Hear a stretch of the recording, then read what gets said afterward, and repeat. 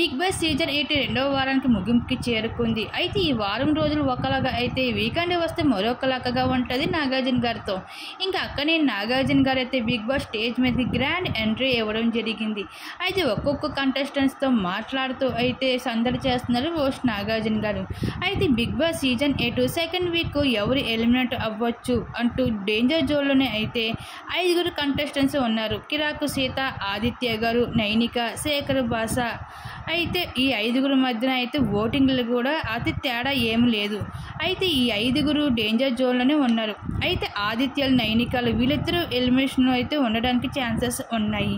అయితే వీళ్ళిద్దరిలో కూడా ఆదిత్యకే ఎలిమినేషన్ అవ్వడానికి కొంచెం ఎక్కువ ఛాన్సెస్ ఉన్నాయి. మరి ఈ 5లో ఎవరు బిగ్ బాస్ హౌస్ నుండి ఎవరు బయటకు వెళ్తారా అన్నది ఎవరు ఊహించని ట్విస్ట్గా అయితే ఉంది.